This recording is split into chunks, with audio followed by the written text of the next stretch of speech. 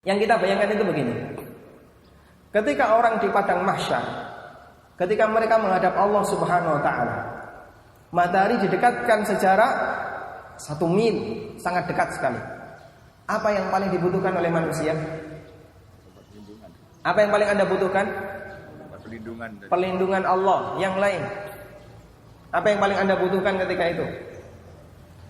Cari istri, cari anak, cari bapak, semuanya tidak berlaku.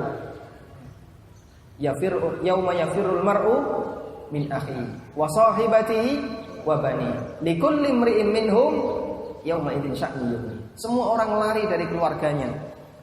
Anak lari dari bapaknya, bapak lari dari anaknya, suami lari dari istri, istri lari dari suaminya. Sehingga enggak bisa orang minta perlindungan kepada yang lain kecuali kepada Allah Subhanahu wa taala. Kita semuanya butuh ampunan dari Allah. Namun semua manusia malu untuk berdoa kepada Allah kecuali Nabi Muhammad SAW. Makanya dalam peristiwa Syafa'atul Uzma, mungkin Anda sudah pernah mendengar hadisnya.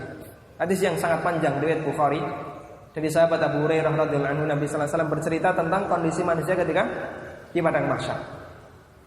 Mereka dalam suasana sangat kepanasan, menunggu kapan dilakukan hisab. Deg-degan, enggak jelas. Ini nyemplung neraka ataukah munggah surga, diampuni ataukah penuh dengan tanggungan dosa. Semua orang enggak jelas suasananya. Anda menunggu untuk sesuatu yang enggak jelas, nyaman enggak? Nyaman atau tidak? Sangat tidak nyaman meskipun Anda di ruangan ber-AC. Meskipun di ruangan ber-AC ada fasilitas tempat duduk, kapan keretanya datang? Wallahu a'lam. Anda akan resah, enggak nyaman. Ini menunggu untuk sesuatu yang membahayakan, bisa menghasilkan hukuman atau sebaliknya akan mendapatkan balasan yang baik dari Allah Subhanahu wa taala. Makanya mereka semua berbondong-bondong menuju para nabi agar mereka apa? Segera berdoa kepada Allah, minta kepada Allah agar segera dilakukan hisab. Pertama yang didatangi siapa? Pertama yang didatangi Nabi Adam alaihissalatu wassalam. Adam ketika didatangi dia mengatakan, lastu hunaka, saya enggak layak. Justru kalian itu diturunkan oleh Allah di dunia dengan sebab kesalahanku. Sewaktu saya dilarang oleh Allah untuk mendekati pohon. Sehingga Adam, kesalahan yang dilakukan di zaman wallahu alam beribu-ribu tahun yang lalu sampai kiamat diingat. Sampai kiamat itu belum hilang. Ingatan itu muncul dan itu jadi alasan Adam